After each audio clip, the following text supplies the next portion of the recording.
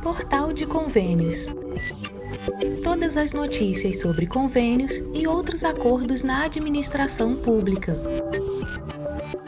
Olá, este é o podcast do Portal de Convênios, um resumo semanal das principais notícias do âmbito da administração pública para você se manter informado em poucos minutos. TCU aprova a Instrução Normativa número 93 para fiscalização de transferências especiais. Na última quarta-feira, 17 de janeiro, o Tribunal de Contas da União, o TCU, aprovou a Instrução Normativa número 93 em sua reunião plenária. O propósito desta normativa é definir as diretrizes para a supervisão das transferências especiais destinadas a estados e municípios, que são realizadas através de emendas parlamentares. Uma vez concluída a reunião, a resolução foi enviada para a Comissão de Fiscalização Financeira e Controle da Câmara dos Deputados. A instrução normativa especifica quais informações e elementos devem ser fornecidos pelos governos municipais e estaduais no portal transferegov.br, referentes às transferências especiais recebidas. Além disso, fixa prazos para a conclusão dos projetos financiados com esses recursos. Um aspecto crucial da normativa é a exigência de transparência por parte dos estados e municípios na utilização desses recursos. Esta medida facilita a verificação do cumprimento dos requisitos constitucionais pelos entes federativos. O TCU é o responsável por desenvolver mecanismos de fiscalização em nível federal e realizar auditorias e inspeções para garantir a correta aplicação dos recursos. Esta ação também promove maior transparência e controle social. Conforme a instrução normativa, entidades municipais e estaduais devem registrar no portal transferegov.br, dentro de um prazo de 60 dias, detalhes e documentos sobre a utilização dos recursos, incluindo o planejamento específico para a área beneficiada. As informações devem incluir descrição do projeto, incluindo metas a serem alcançadas, estimativa de recursos financeiros necessários, classificação orçamentária das despesas e prazo estimado para a conclusão do projeto. A Instrução Normativa TCU número 93 também exige que um relatório de gestão dos recursos seja submetido na plataforma transferegov.br até 30 de junho do ano seguinte ao recebimento da transferência especial, com atualizações anuais até a conclusão do projeto. Este relatório deve detalhar a execução do projeto, o uso orçamentário e financeiro dos recursos e ser acompanhado por documentação que permita aos órgãos de controle verificar o cumprimento dos objetivos. As transferências devem ser usadas exclusivamente em programas específicos das áreas de competência do Poder Executivo local, sendo que pelo menos 70% dos recursos devem ser destinados a despesas de capital. A Constituição proíbe o uso desses recursos para quitar dívidas, despesas com pessoal, encargos sociais de ativos, inativos e pensionistas. Este regulamento será aplicado a transferências feitas após 17 de janeiro de 2024 e também às transferências anteriores que ainda não foram concluídas. A instrução normativa foi elaborada pela Unidade de Auditoria Especializada em Transferências de Recursos da União do TCU, sob relatoria do ministro Benjamin Zinler. Leia a íntegra da decisão acessando portalconvênios.com. Reforma tributária. Qual o impacto da tributação baseada no destino nas contas municipais? A recente mudança na política de tributação, adotando o modelo de tributação no destino, juntamente com o término dos incentivos fiscais, tem levantado debates sobre seu impacto nas empresas situadas nas regiões interioranas do país. A tributação no destino implica que os impostos são calculados com base na localização do consumidor e não onde a empresa está sediada. Essa mudança, combinada com a eliminação dos incentivos fiscais que anteriormente atraíam empresas para áreas menos desenvolvidas, sugere uma possível reconfiguração da distribuição empresarial no território nacional.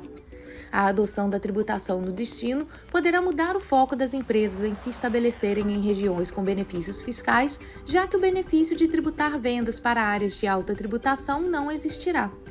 Isso pode resultar em uma reavaliação das estratégias de localização das empresas, priorizando fatores como proximidade de mercados consumidores e acesso a infraestruturas avançadas. Embora essa mudança venha a ser benéfica para áreas urbanas e desenvolvidas, há uma preocupação dos gestores municipais sobre como isso afetaria a economia das regiões interioranas, que historicamente dependiam de incentivos para atrair investimentos. O fim dos incentivos fiscais é um fator que pode ser predominante para um êxodo empresarial do interior. Estes incentivos são cruciais para compensar desafios como infraestrutura menos desenvolvida e acesso limitado a recursos humanos qualificados.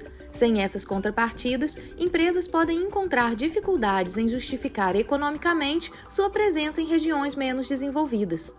Além disso, a possível realocação de empresas para áreas mais prósperas pode acarretar em desemprego e redução da atividade econômica nas regiões anteriormente incentivadas, exacerbando desigualdades regionais.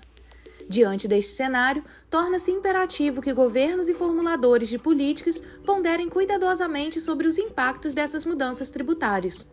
A busca por um equilíbrio que promova um desenvolvimento econômico mais homogêneo entre as diferentes regiões é essencial. Estratégias que visem não apenas a atração de empresas, mas também o fortalecimento da infraestrutura local e o desenvolvimento de capital humano podem ser alternativas para mitigar os efeitos negativos das mudanças que devem acontecer com a implementação da reforma tributária. Assim, enquanto o debate sobre as melhores práticas continua, é fundamental que as decisões tomadas considerem tanto as necessidades econômicas imediatas quanto as repercussões a longo prazo para todas as regiões do país. Outra questão importante a considerar é como o regime específico ou alíquota mais baixa em tributos podem impactar as contas dos municípios. A implementação de regimes tributários específicos ou a concessão de alíquotas mais baixas para determinados setores pode resultar em menor arrecadação de impostos para os municípios. Essa redução na arrecadação, se não recompensada, tem potencial para afetar a capacidade dos municípios de financiar serviços públicos essenciais, como saúde, educação e infraestrutura. A desoneração da folha de pagamento é um exemplo onde a substituição da contribuição previdenciária patronal por alíquotas sobre a receita bruta em setores específicos reduz os encargos para as empresas, mas também impacta as receitas dos municípios. Além disso, a implementação de medidas como o cashback, que consiste na devolução de impostos para famílias de baixa renda, pode ter implicações diretas nas finanças municipais. Por exemplo, o cashback em contas de energia elétrica e gás para famílias de baixa renda pode aliviar a carga tributária desses consumidores, o que significa que os municípios terão que lidar com uma redução na arrecadação desses tributos. É importante considerar que, para equilibrar a diminuição da receita tributária nos municípios, resultante de regimes fiscais particulares ou taxas reduzidas, pode ser necessário elevar a alíquota padrão do Imposto sobre Valor Agregado, o IVA. Isso deve pesar na balança em uma carga tributária maior para outros setores que não se beneficiam dos regimes especiais ou alíquotas mais baixas. Portanto, enquanto regimes específicos e alíquotas mais baixas podem beneficiar certos setores ou grupos populacionais, eles também podem colocar pressão adicional sobre as finanças dos municípios, exigindo um equilíbrio cuidadoso e consideração das implicações a longo prazo para a sustentabilidade fiscal municipal. Mesmo com essas considerações, a reforma tributária alinha o Brasil às melhores práticas de tributação.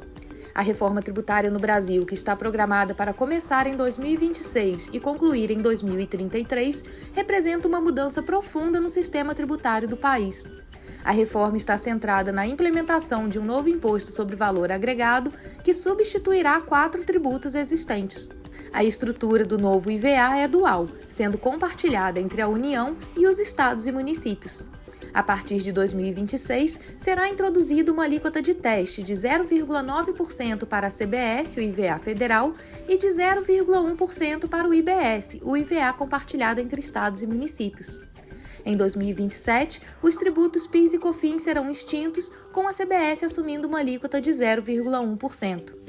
Entre 2029 e 2032, as alíquotas do ICMS e do ISS serão reduzidas gradualmente, ao mesmo tempo em que o IBS será progressivamente elevado. Em 2033, o novo modelo tributário entrará completamente em vigor, marcando o fim do ICMS e do ISS. Segundo um estudo do IPEA, a reforma tributária beneficiará a maioria dos municípios brasileiros e especialmente os mais pobres.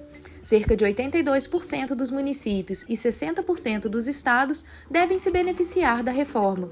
O estudo aponta que a redistribuição de receitas na esfera municipal poderia reduzir a desigualdade entre os municípios em 21%, medido pelo índice de Gini.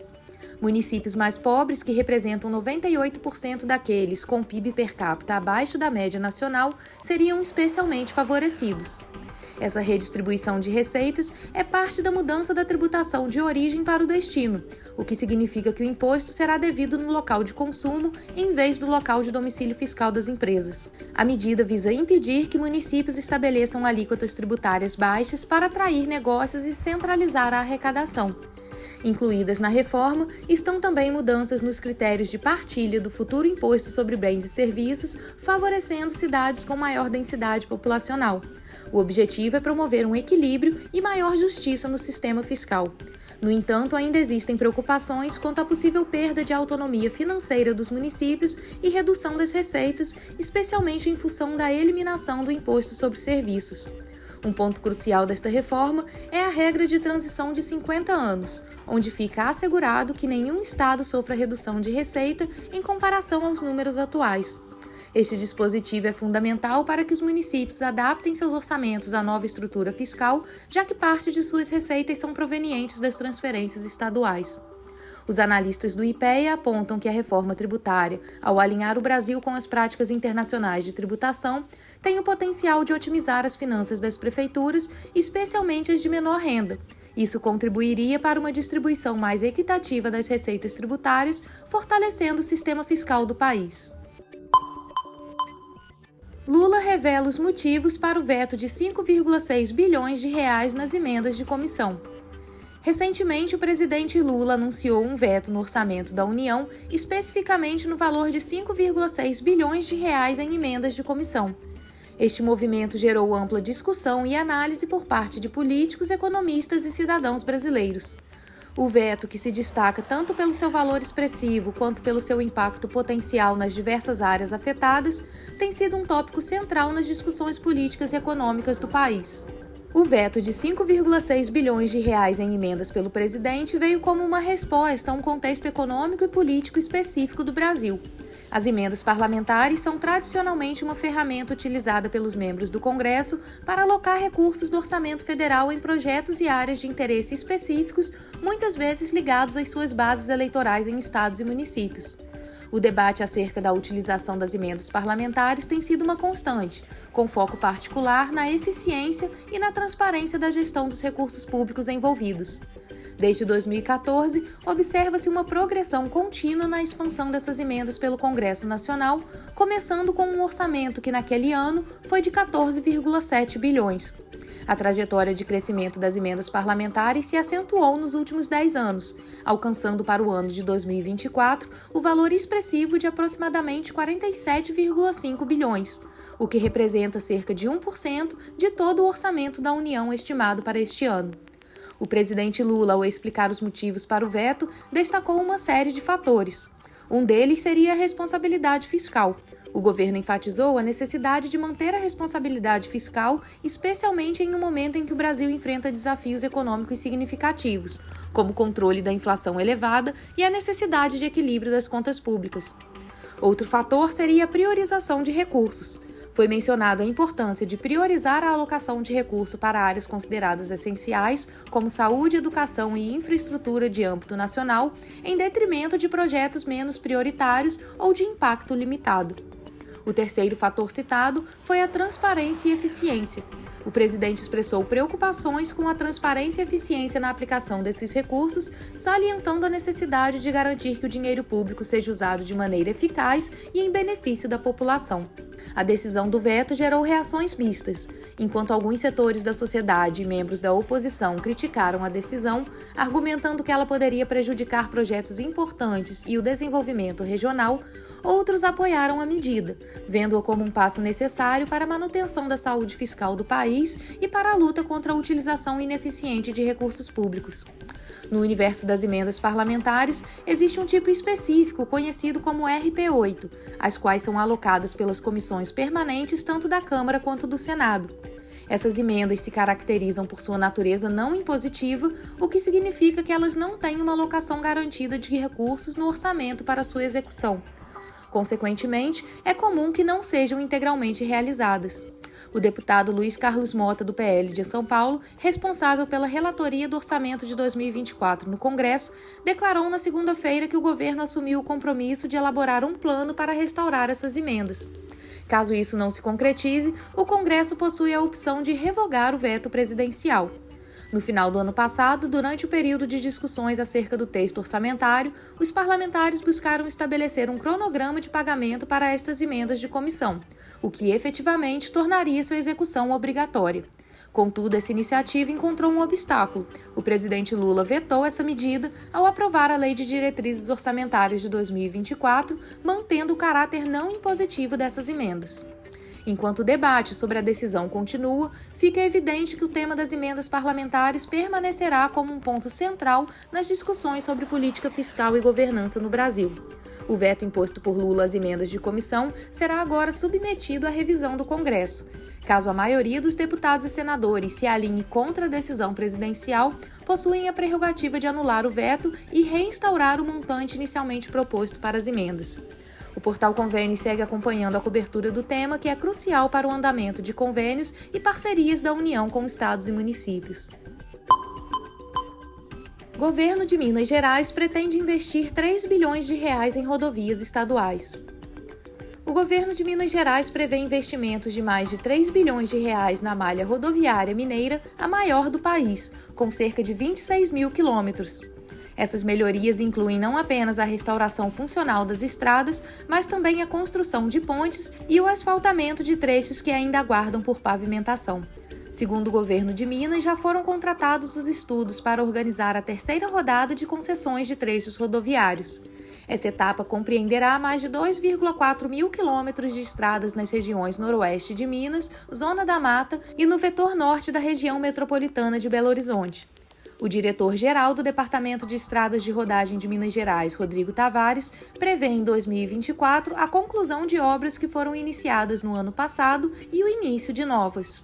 Obras importantes como do Vale do Mucuri, a Rodovia do Boi, MGC 418, mais de 170 quilômetros de extensão, sendo completamente recuperados. A nossa expectativa é de concluir essa obra até junho desse ano, e outras obras importantes, simbólicas, que vão ser começadas no mês de fevereiro, como, por exemplo, no Vale do Jequitinhonha, as estradas que ligam Almenara a Bandeira, Almenara Jordânia, Almenara Mata Verde, também serão recuperados. Além disso, Tavares destaca que serão feitas recuperações no norte de Minas Gerais, na MG 122, que liga a BR 251, próxima a Monte Carlos, até a cidade de Janaúba. Também estão previstas obras no Triângulo Mineiro até a Zona da Mata, divisa com São Paulo. Bruno Azambuz, especialista em direito regulatório com ênfase em transportes, informa que os investimentos nas rodovias resultam em maior segurança na estrada e melhor qualidade do pavimento. Ele explica que quando se investe em melhoria do pavimento, duplicação de rodovias, correção de erros de engenharia, por exemplo, tudo isso impacta diretamente no índice de acidentes. Assim, aumenta-se a segurança daquela estrada e o fluxo de pessoas que têm mais confiança e mais tranquilidade para passar por ela. Segundo os últimos dados do Registro Nacional de Acidentes e Estatísticas de Trânsito, em Minas Gerais foram registrados mais de 183 mil acidentes de trânsito e 1.306 mortes no acumulado de janeiro a agosto de 2023. A diretora executiva adjunta da Confederação Nacional do Transporte, Fernanda Rezende, destaca que, além de adequar as rodovias para diminuir acidentes e mortes, também é importante expandir a malha rodoviária brasileira. O investimento também faz necessário para melhorar e aumentar a disponibilidade de infraestrutura rodoviária no país. Hoje, somente 12% da nossa extensão é pavimentada, ou seja, isso faz com que o transportador ou usuário da rodovia tenham poucas opções de caminhos alternativos para se trafegar. Lançado em abril de 2022, o ProVias do governo de Minas Gerais é um programa de recuperação rodoviária que tem como objetivo reverter a situação precária em que se encontram algumas rodovias mineiras. O programa já concluiu 50 obras e recuperou cerca de 1.200 quilômetros de rodovias. No Vale do Jequitinhonha foram realizadas obras de recuperação da rodovia MGC 367 entre os entroncamentos para Carbonita e Bocaiúva. No sul de Minas também foram feitas obras na LMG 883 entre o entroncamento com a MG 347 e Dom Viçoso. Na MG 290, em Jacutinga, trecho de acesso ao Distrito Industrial também foi recuperado. São Paulo lidera ranking com 645 cidades onde o 5G está apto a funcionar. A tecnologia 5G foi liberada para implementação em todos os 645 municípios do estado de São Paulo, conforme informações divulgadas pelo painel da Agência Nacional de Telecomunicações, a Anatel, marcando um avanço na expansão da conectividade de alta velocidade no Brasil. A liberação do 5G não se limita ao estado de São Paulo. Os 3 estados da região sul do Brasil, Rio Grande do Sul, Santa Catarina e Paraná, também receberam autorização para oferecer a tecnologia aos seus habitantes. Este movimento é parte de uma tendência mais ampla que inclui Alagoas, Rio de Janeiro, Amapá, Roraima e o Distrito Federal. Atualmente, mais da metade dos municípios brasileiros, 55%, tem autorização da Anatel para disponibilizar a rede 5G para os usuários. No entanto, a implementação efetiva desta tecnologia é uma realidade apenas em 329 municípios do país. Neste cenário, o estado de São Paulo lidera com 79 cidades onde o 5G já está operacional, seguido por Minas Gerais, com 37 cidades, e pelo estado do Rio de Janeiro, onde 29 cidades já contam com acesso à nova geração de conectividade móvel. Isso representa uma evolução mais rápida do que o previsto e além do que foi proposto pelo leilão da Anatel feito em 2021, que obrigava as operadoras a oferecerem até o fim de 2023 o sinal para as 27 capitais. Hoje já são mais de 300 cidades e mais de 10 milhões de pessoas com acesso à tecnologia no Brasil. A rápida evolução é resultado de um esforço coletivo, segundo Diogo de la Torres, coordenador de infraestrutura da Conexis Brasil Digital. É um esforço que as operadoras têm feito para antecipar os compromissos feitos lá na oportunidade do leilão do 5G. Então, o que nós podemos trazer como boa notícia é que o setor tem se esforçado, assim como a Anatel, para levar o 5G o quanto antes, para todos os municípios brasileiros. O avanço do 5G no Brasil não foi apenas em quantidade, mas também na qualidade e na velocidade do serviço oferecido. Pelo menos é isso que mostram os dados de um relatório feito pela Ookla Speed Test. Segundo o levantamento, a velocidade de download da rede 5G no Brasil aumentou 1,4 vezes ao longo de 2023 em comparação a 2022. Os números, segundo o levantamento, fizeram com que o país se posicionasse em 5º lugar entre os 10 melhores desempenhos da tecnologia no mundo. O tecnólogo em telecomunicações Carlos Alberto Costa explica que, por conta da maior quantidade de antenas que o 5G demanda, muitos pontos, mesmo em cidades que já oferecem a tecnologia, acabam não tendo o sinal. Mas concorda com a pesquisa que avalia o bom desempenho do Brasil nesse sentido e no esforço de todas as partes para que mais pessoas tenham acesso à tecnologia. De interesse da operadora trazer novidade para o consumidor. Inclusive os fabricantes de smartphones, os modelos mais recentes, diria que não são todos, mas quase todos os aparelhos já estão sendo lançados com 5G. O próximo compromisso previsto pelo leilão da Anatel é até 31 de julho de 2024 ampliar a quantidade de antenas nas capitais dos estados e no Distrito Federal para no mínimo uma antena para cada 30 mil habitantes. Para conferir se a sua cidade tem autorização para o sinal do 5G, acesse o link disponível em portalconvênios.com.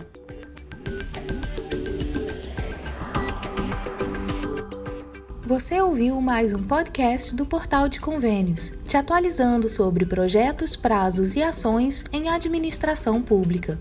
Continue se informando em nosso site portalconvênios.com. Até a próxima!